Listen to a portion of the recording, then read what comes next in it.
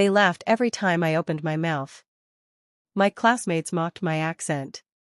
My own siblings recorded me stumbling over words just to humiliate me at family gatherings. They said I'd never belong, never succeed, never be taken seriously. But today? The same voice they tried to silence speaks to thousands across the nation. And the people who once mocked me? They sit in the audience, choking on regret. If you've ever been underestimated, disrespected, or told you weren't good enough, this story is for you. Smash that like button, subscribe, and get ready. Because this isn't just a story about revenge. It's about turning pain into power. I grew up in a household where English wasn't our first language. My parents worked long hours, and I picked up my speech from them. So yes, my accent was heavy. At school, I'd answer a question and immediately. Giggles. Whispers. Someone would mimic me under their breath. But the worst part wasn't the strangers. It was my own siblings. They pretended to help me practice pronunciation, but secretly? They recorded my mistakes. Played them back at family dinners. Made TikToks mocking me before TikTok even existed. Say it again, they'd laugh. Come on, don't be shy. The heat in my cheeks. The pit in my stomach. I wanted to disappear. And my parents? They brushed it off. Don't be so sensitive. They're just joking.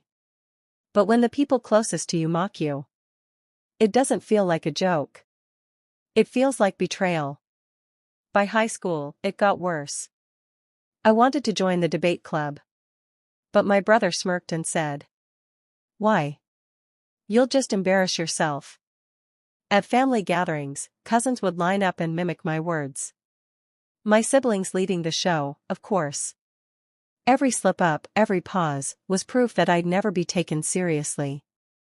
And deep down, I started to believe them. I avoided speaking up in class. I avoided answering phone calls. I avoided life. Then one day, something snapped. It was during a college presentation. I stood up, voice trembling, words tangled on my tongue. From the back row, I heard it. A laugh. That same laugh. My sister, visiting campus, mocking me again. I froze. Then I looked around the room. Every eye on me. Some sympathetic. Some amused. And for the first time I thought. No more. That night, I locked myself in my dorm. Pulled up videos of great speakers. Obama. MLK. Steve Jobs. I studied how they paused, how they emphasized, how they breathed. Then I recorded myself. Over. And over. And over. 4 hours. 4 months. 4 years. My siblings mocked. I practiced. They laughed. I trained.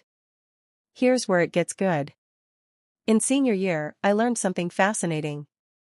Schools, and later, workplaces, have anti-discrimination policies. And mocking someone's accent? Yeah, that falls under harassment. So the next time my brother tried to humiliate me in public, I didn't snap.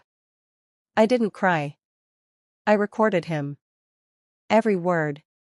Every laugh. And I reported it. Not to my parents. But to the university. To HR at his first job. To every authority that cared about professionalism. Guess who got flagged for harassment training? Guess who lost out on promotions because of a pattern of unprofessional behavior? That was step 1. Step 2 was sweeter. I kept working. Kept sharpening my skills. Until one day, I wasn't just presenting for class.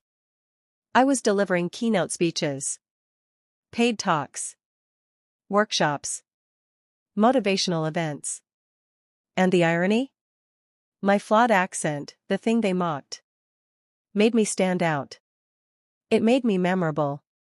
Authentic. Human. Audiences leaned in when I spoke.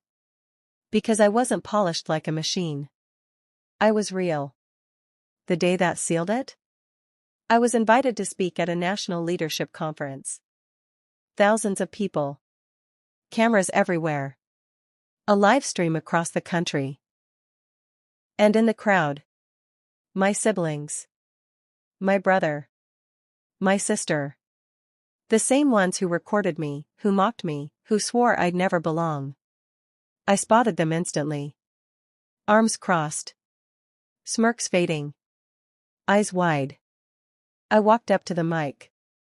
The lights were hot on my skin. My heart pounded. And I opened with this line.